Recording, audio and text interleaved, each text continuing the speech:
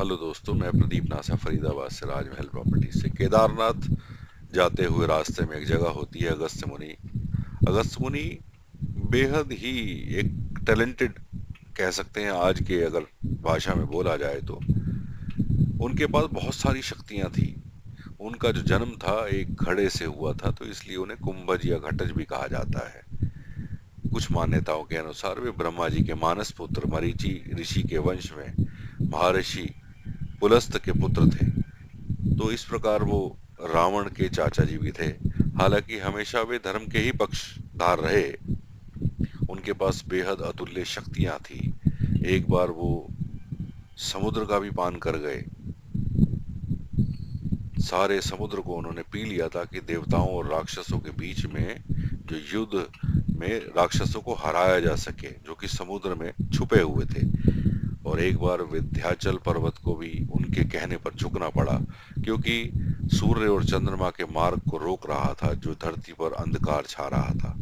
विंध्याचल पर्वत ने उनकी आज्ञा मानी और तब से उन्होंने बढ़ना बंद कर दिया। उनकी पत्नी जो थी वो भी बहुत ज्यादा ज्ञाता थी। लोपामुद्रा, एक लोपामुद्रा करके एक मुद्रा है, उनके बारे में बहुत ही ज्ञानी महिला थी।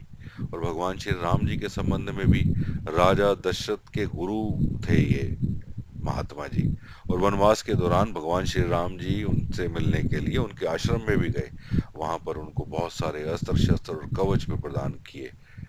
और एक आदित्य हृदय नामक एक पवित्र महामंत्र भी भगवान राम को उन्होंने प्रदान किया।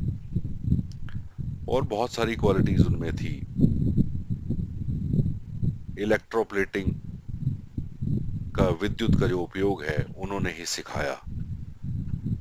और उत्तराखंड में केदारनाथ क्षेत्र में एक अगस्त मुनि नाम से जाना जाता है।